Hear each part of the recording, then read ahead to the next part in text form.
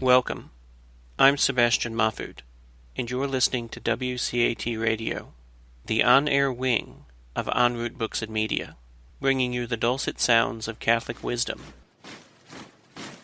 Folks, welcome back to Sunday School. I have to begin this episode with a slight apology. I know this series is supposed to be the 10 Commandments in 10 minutes, and you're probably looking at this episode wondering, well, why is it 30 minutes long? And the reason for that is I took some time at the beginning to answer a few questions that came in, to discuss some general moral theory, give a few critiques of some competing moral theories, and then finally, at about the last one-third of the episode, we finally get into the Second Commandment. So if you just want the Second Commandment, go ahead and skip to the final one-third of the episode. Should be right about 10 minutes long.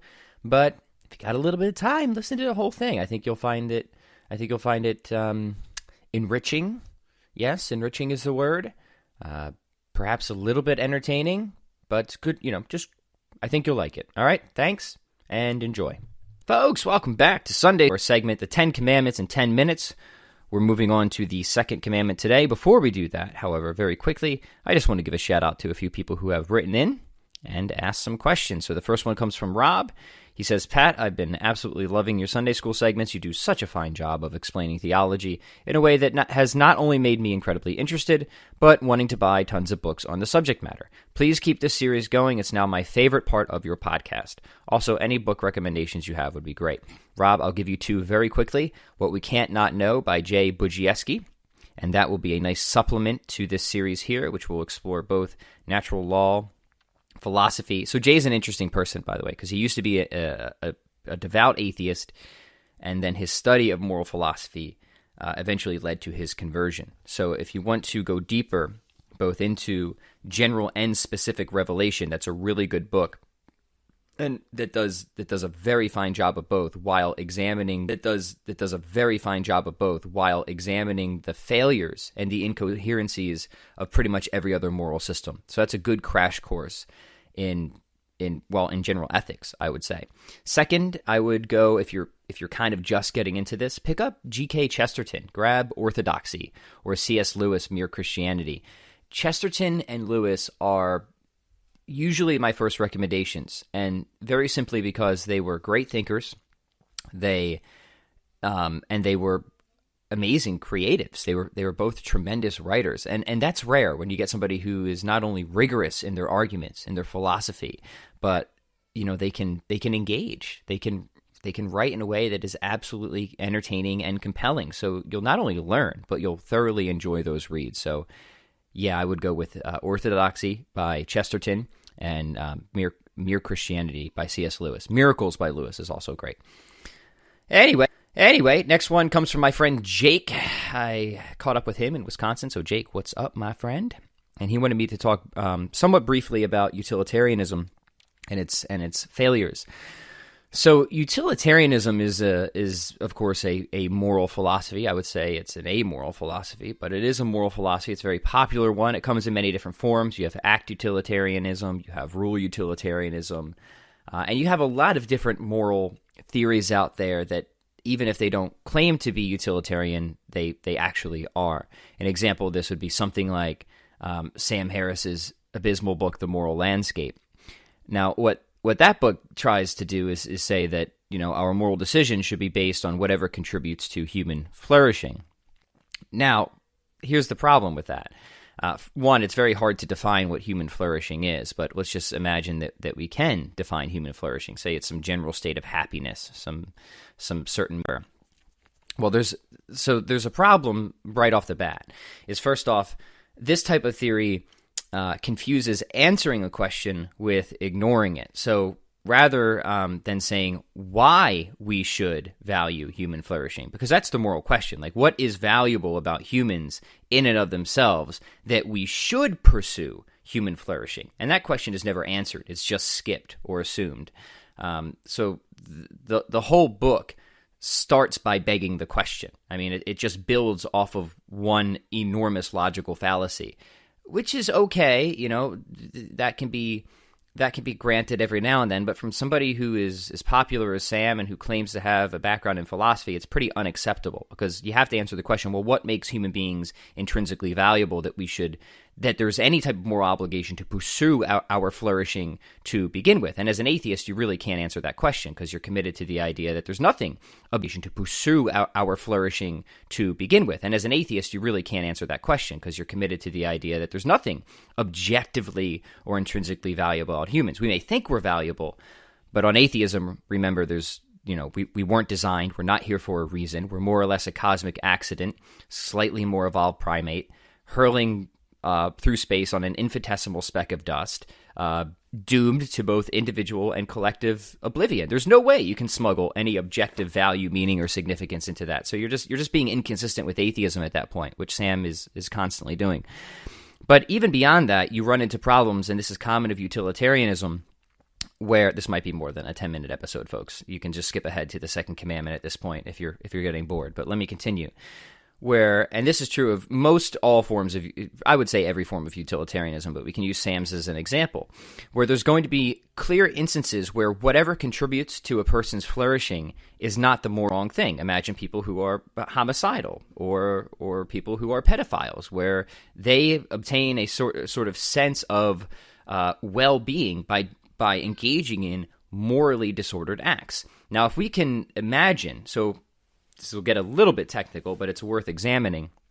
If we're saying that whatever is morally good is what equates to human flourishing, we're making an identity claim. We're saying that A equals B. Whatever is morally good equates to human flourishing. Now, to break an identity claim, we just have to show that there's one instance where that doesn't hold. So if we can imagine just any world, whether it exists or not, or any scenario where it exists or not, where something contributes to a person's flourishing, and we would still say, no, that's morally wrong. So if somebody flourishes, which obviously they think they do or would do, by raping or murdering somebody, we can see that this assertion is not only false, but patently absurd. And that is exactly the case. Not only false, but patently absurd. And that is exactly the case with specifically Sam Harris's moral landscape. We can quite easily imagine worlds and scenarios where the entire world was populated by psychopaths, for example, and the best thing for them to flourish would be murdering people or murdering children or whatever. You can extend the example pretty much anywhere. So that just shows that not only does he ignore the moral question, but his basic thesis is fundamentally flawed as well. So that is one of the biggest problems of utilitarianism, is it focuses on an outcome without looking at whether or not the actions themselves are right in and of themselves. Now, sort of opposite of that would be something like Kant's deontology, which really only looks at intentions or actions. So, for example, he has his famous universalizable principle, where you should only do something where if everybody in the world did it, it wouldn't have contradictions or what have you. So, for example, you shouldn't lie, because if everybody lied, then nobody would trust anybody, and this would clearly be absurd. You shouldn't steal, because if everybody stole, then nobody would have anything. The whole society would collapse. Now, as a general type of rule, that's sort of appealing at first, but the problem is it quickly breaks down once you get into specific circumstances, like you shouldn't kill. Well, what if you're being attacked? What if your family's being attacked, right? And then what you have to do with something like Kantian ethics is you just have to qualify it so much for so many various instances that it just becomes pointless. That it's like, okay, well, obviously this actually doesn't work. Now, there's some good principles we can derive from Kant, even though I think his moral theory is ultimately flawed. But all those principles we can find in pretty much many other moral theories, including and especially natural law theory and virtue ethics and things like that, such as that people should be treated as ends in and of themselves rather than means. Well, yeah, that's obvious, but that's not exclusive to Kantian ethics. So those are sort of the two extremes, right? We have one in terms of moral theory. We have one that looks only at the outcomes of certain effects, right? And utilitarians will vary what those outcomes should be. Maybe we should do only things that contribute to productivity in society, for example. Make it an economic factor. Or maybe we should do only things that contribute to subjective well-being, again, hard to define, or something like that. Or maybe we should being, again, hard to define, or something like that.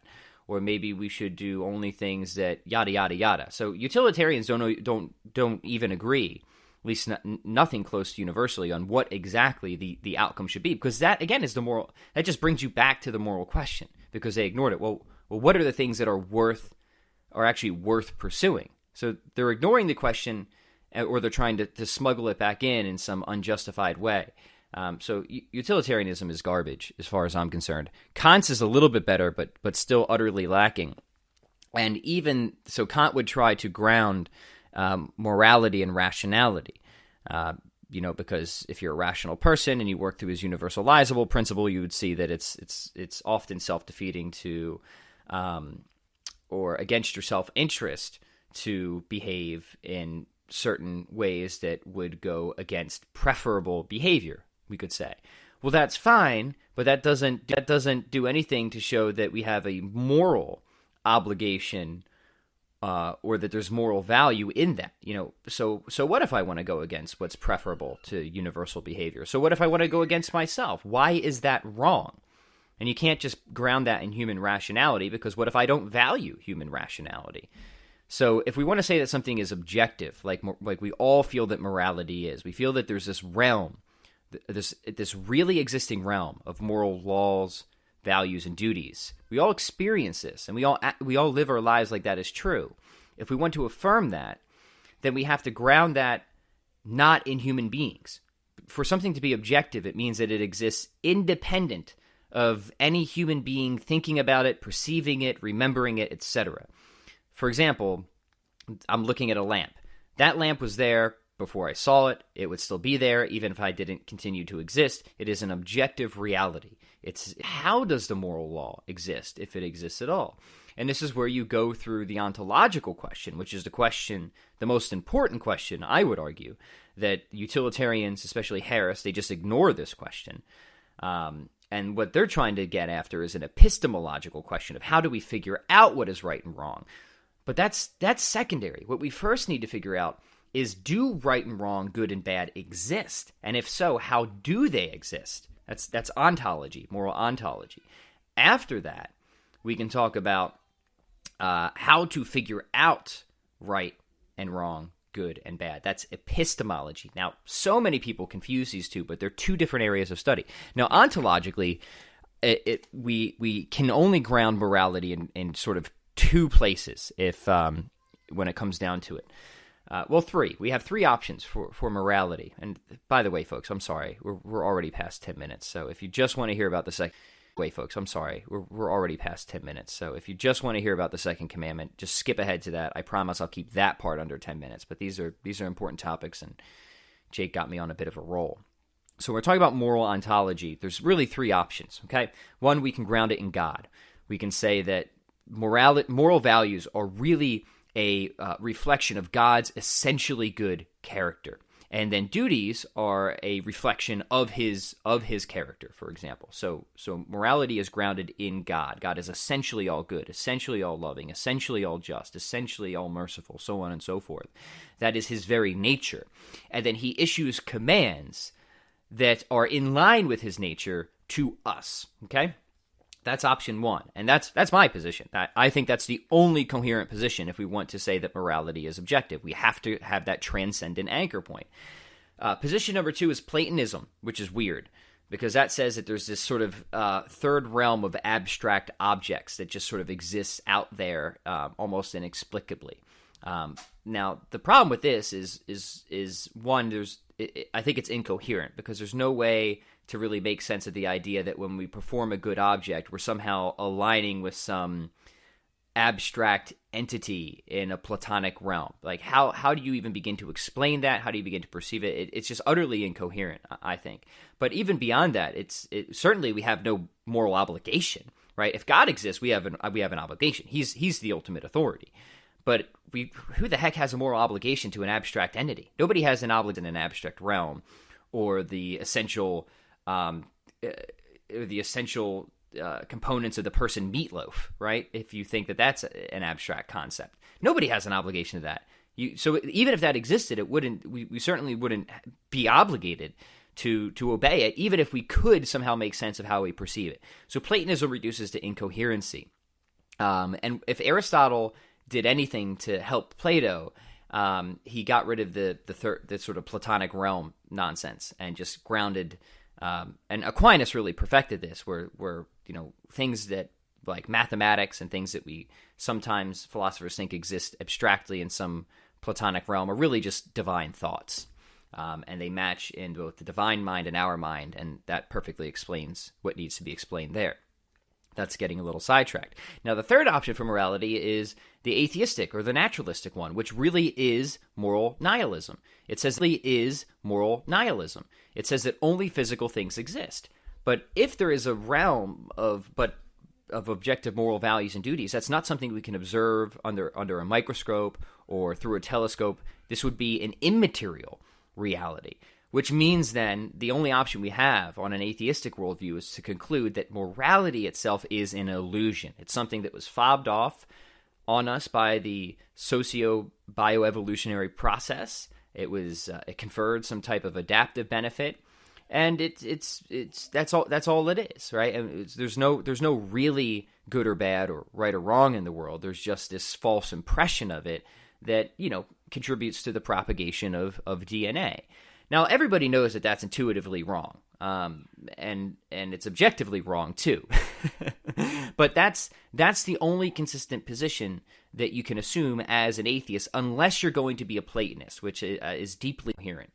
So some atheists will try to assume Platonism, I think, is a last-ditch effort to try and hold on to an objective morality. But the honest, consistent atheists, people like Alex Rosenberg and Nietzsche, they will straight out agree with everything that I just said. They will say there are no objective moral facts, so on and so forth. Now, I think that is, of course, a really bad position to take, because at that point you have to say that you think that the evidence against God outweighs the basic moral experience that all of us have, and that's absurd. Pretty much any argument you can give against subjective morality is going to be fundamentally weaker in every sense than that immediate experience of objective morality that we have in our everyday lives. So this is where I think certain we have warrant for objective morality through experience, and unless we have some good reason to deny warrant, such as that God does not exist, then we are perfectly rational in holding to it. Now, again, there is no good evidence that God does not exist, so we are perfectly rational in holding to an objective realm of moral values and duties, which itself affirms the existence of God. So that was an extremely brief, all too short crash course in sort of moral theory, but I hope it was helpful. So the short of it is, ontologically, if we want to hold on to objective morality, we need God to ground it, and then once we have that, we can then start to ask epistemologically, how do we know good from bad, right from wrong? And here I think that there's two good answers to this, and they should go together. There is, of course, divine revelation or specific revelation, the Decalogue, the Ten Commandments, the Beatitudes, the Sermon on the Mount. For example, what God has decided to give us specific examples and instances of. And there's also the natural law, the moral law that God wrote on our hearts, the general revelation that we can learn about just through proximate means, just by studying human nature, just by studying teleology, the directedness of things. And then what we'll find is that these things are all ultimately grounded and shuttled forth from God, but they can give us a good, proper, and thorough moral education. And what I'm trying to do in this series, the Ten Commandments in 10 minutes, is show how the Ten Commandments really are specific instances, very well detailed, a lot more substantive than a lot of people initially assume, of the natural law. So we talked about the first commandment last week. Okay, now the 10 minutes is starting.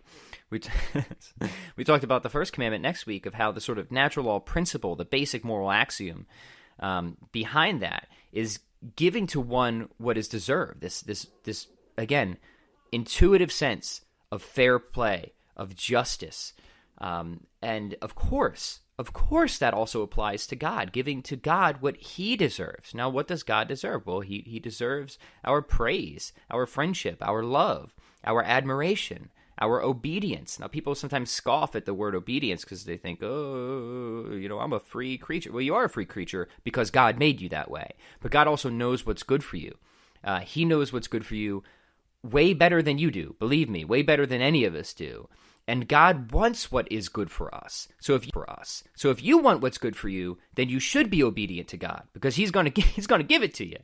So be selfish. Like, you're allowed to be selfish, but the best way you can be selfish is by being obedient. The best way you can flourish is by following God's commandments, by following the natural law. I've said it a million times. I'll say it again.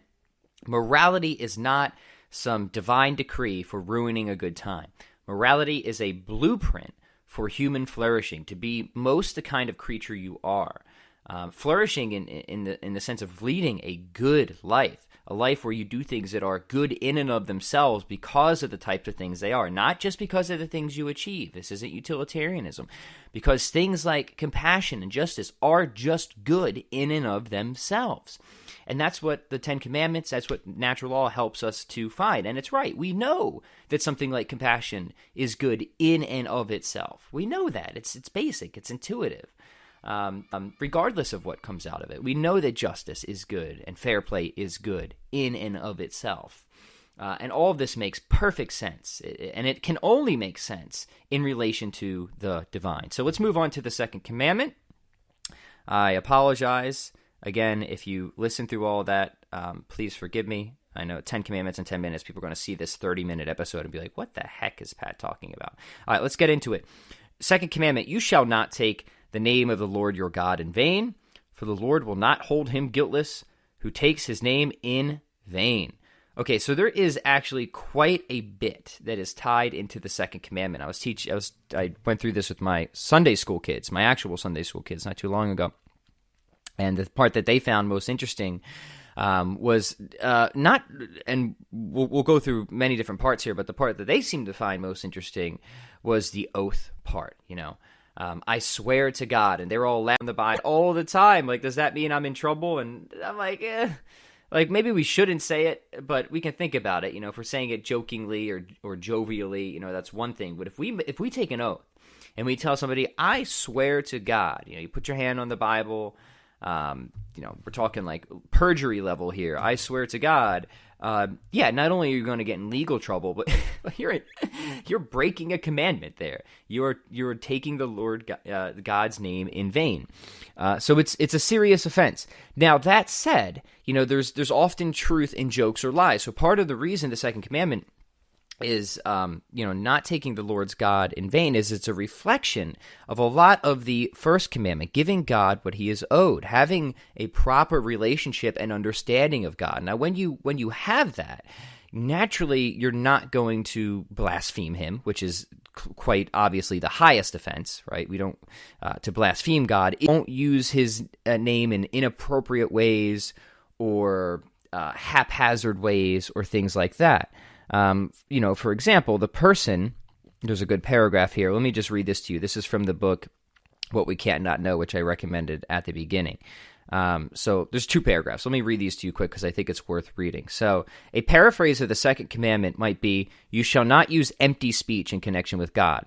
The specific application is to the empty use of his name and the word which means him, to the word which means him. Sorry, I just read that same second sentence twice. I'm just waking up. Give me a break.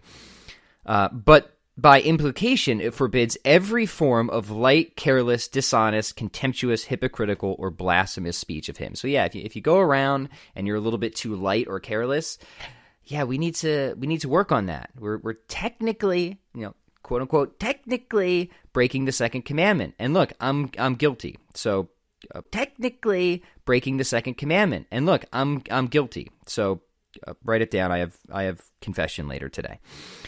Second paragraph, to say that this is one of the things we can't not know, that it belongs not only to biblical injunction but to natural law, is to say that we naturally understand certain things about the relationship of speech to reality, a theme to which we return in the Eighth Commandment. Even a liar's speech expresses something true. It may not tell us a state of the world, but it tells us the state of his heart. What empty talk tells us is that where there ought to be God, there is emptiness. I think that is like one of the best summaries. I mean, it's perfect, right? The people who are careless or light, and certainly those who blaspheme the name of God, what does that tell us? Well, it tells us that where God should be in their hearts, there is emptiness, and that is a serious moral problem.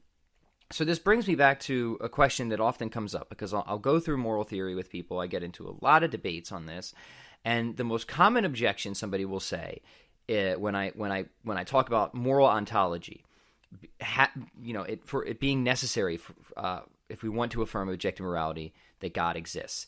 One of the first things they'll say is, "Oh, are you telling me that just because I don't believe in God, I can't be a good person?" Now, my answer to that normally, but probably not anymore, is no, because we can all think of good, kind-hearted, charitable people who are not religious, who do not believe in God. But then you run into a problem, right? Then you run into a problem, because if morality is grounded in God, and if God gave us specific commandments of what we should and should not do, and we have access to these commandments both directly from God, but also a reflection on our moral conscience, and if what I've said so far is true, what I've read to you, if what Jay Budziewski says is true, and all these other natural law theorists, then the answer is no. You can't be good without belief in God, because the highest commandment, the first commandment, is to love God with all your heart, all your mind, and all your soul. And there is no greater a moral injustice than to turn and spit in the face of the one who loves you so much that he brought you into existence. So even if you're doing everything else pretty much right, even if you're giving to charity and you're a fair and kind person otherwise, look, we would never accept that as a moral excuse for anything else. We wouldn't say that, oh, look, just because you go to church, for example, and give to charity on the weekends, but every couple odd number of weekends you go out and rape somebody, we don't let that pass. We would say, no, you've got a serious moral problem going on. Like, oh, good that you're doing all these other things, but this is a serious moral problem. Well, same thing with respect to God. And the first three commandments really have to do with our relationship to God. What is owed to God morally? So, it's a difficult thing. It's a pesky thing, because we want to say, yeah, there's a lot of, quote unquote, good people who aren't religious, who don't believe in God. But when we examine this more deeply, we start to lose the grounds to even say that. We can say that they're good in a lot of ways, but that if it's true, everything that we've been exploring in this series, then there's a serious moral failing going on. There's a serious moral issue that needs to be rectified. It's very much like people who might have one or two seriously bad vices, maybe even heinous crimes against morality. Think of like a Hannibal Lecter, right? He's a gentleman, he's polite, he holds the door, probably contributes to society, but on the weekend he eats people. That's bad. That's really bad. And sure, great, Hannibal, so nice that you do all these other good things, and maybe you're a good psychiatrist for a lot of people, but cannibalism, that's a problem. Well, same thing with these first three commandments. Somebody could fall in line with the other 7 commandments and not be religious, more or less, but outwardly rejecting God, blaspheming, taking his name in vain, being an atheist is a serious moral offense. And it's like, I'm not here to preach it from the pulpit, judge not lest ye be judged thyself. People get that line wrong. What Jesus is saying there is, don't judge hypocritically, meaning if you're going to hold people to this standard, you better understand the standard and be willing to be held to it yourself, at which I am. I can say, look, when I was going around telling people I was an atheist, I was in a state of grave moral failure. And look, I still have moral mess-ups all the time. That's just the kind of the state of things. Catholics have answers and responses and ways of handling that. So that's where I was listening, who's Christian or Catholic, if that's pragmatically the best thing to say. Nobody wants to be told that they're a moral slip up. But that's kind of what I like about the Christian tradition, right? Is that we don't start from the position that we're angels, right? We start to the position that something has gone seriously wrong with us, and that we need God's help. And that's why we pray. That's why God gave us the moral law. That's why He gave us specific revelation, so we can have a moral education, and we can ask for God's help. We do need God's help. I mean, that's why there's prayers for these first couple of commandments. God, help me to know You more and love You more. Help me to follow Your will. We can't do it ourselves. That's the other thing. We cannot do it ourselves. This is part of the theological virtues. It's a gift, but we do have to respond to that gift. We have to accept that gift. Free will is at play. Gift, but we do have to respond to that gift. We have to accept that gift. Free will is at play here. We can reject it. People do reject it. We can't do it ourselves, but we do have a part to play. So we're about 10 minutes now. We went all over the place in this episode. I hope it was helpful. Folks, if you find this series helpful, and I'll wrap up next week with a few more thoughts on the second commandment before we get to the third, because there's just more to be said. That's my fault. I hope you find this interesting. Hopefully thought-provoking, maybe a little challenging. I certainly always look. Religion should be challenging. There's no reason that calculus should be challenging, but not religion. This is heavy, significant, and important stuff. So hope you enjoyed. Please do subscribe and rank the show. It really helps with this. Helps bring people into the fold. So if you think what we're talking about is important, if you think people should hear, we hope you enjoyed the program and will join us back for another show on WCAT Radio. This is Sebastian Mahfood. Good day.